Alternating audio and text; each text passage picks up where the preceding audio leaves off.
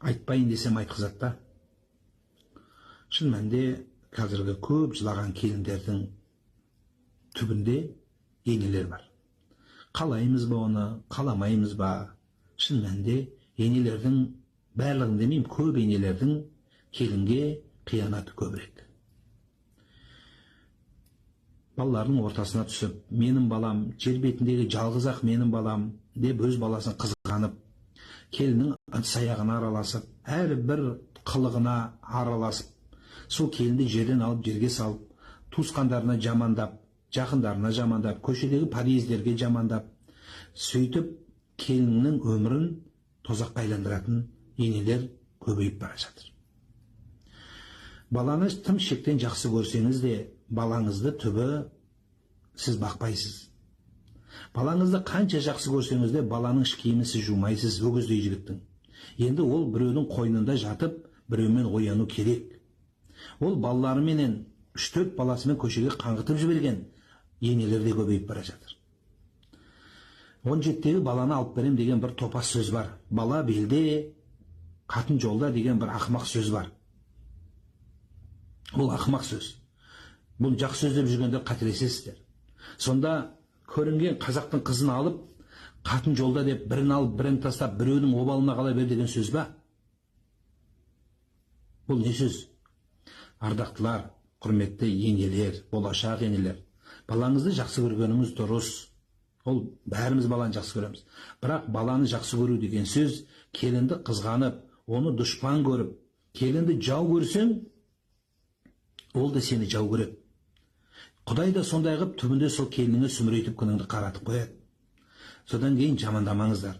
Жақсылы жаманды бәленбай миллион қыздың ішінен сіздің қызыңыз, келініңізді балаңыз таңдап алды. Бұл балаңыздың выборы. Барлық балаңыздың выборын таңдайсыз. Мына ручканы алам десе, осы ручканы алып бересіз. Қарызға батып, мороженое алып берсе, алып бересің. Енді өмірде бір әйелді таңдаған екен, бір қызды. Бір қызды таңдаған екен. Менің осы өмірлік жарым болады деп, сонымен бір жастықты бөлісіп таңдаған екен. Енді соның выборын, соның өмірін сіз құрметтеуге неге міндеттемейсіз? Неге қабылдай алмайсыз соны? Иә, ол салақ шығар. Иә, түрі онша емес шығар. Иә, әке-шешесі жоқ жетім шығар. Мүмкін тәрбие көрмеген шығар сіз айтқандай. Бірақ қалай болғанда да балаңыздың таңдауы ғой ол.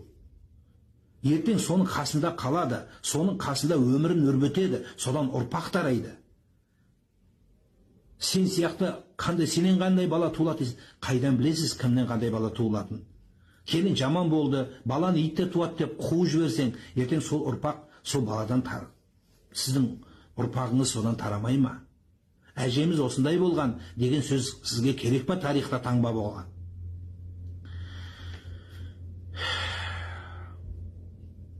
Келінді өзіндей көрмеңіздер, енелер. Келін сізде болмайды. Біріншіден. Екіншіден, сіз болу шарт емес. Сіздей болу шарт емес ол. Ол әркімнің өзінің өмірі бар, әркімнің өзінің қалауы бар, әркімнің өзінің түсінігі бар, әркімнің өзінің деңгейі бар. Сіз сол деңгейде оны қабылдау керексіз. Көп семьялардың бұзылуына тағы да айтам, енелер кінәлі болып жатырсыздар. Балаңның тастап кетуіне, әйелді емес, сені тастап кетуіне тікелей аналардың өздері себепкер. Сөйтіп имам молда психологқа, бүкіл ағайынға қарабет болып қаласың. Жар деген жалғыз балаңның бір әйелін сыйғыза алмасаң, даналығыңнан не пайда сенің?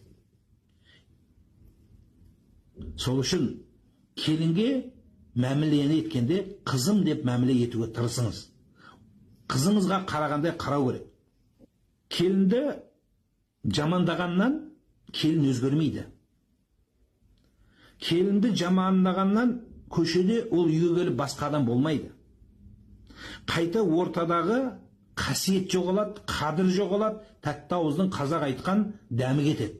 Қазір көсеген көгерсін деп тойда сөйлеген сөздердің көпшілігі сол баталар көзін көгерсін деген батаға айналды. Неге? Өйткені баланы қайрап салатын аналар көп. Қатының сондай, митай, мындай дей бергеннен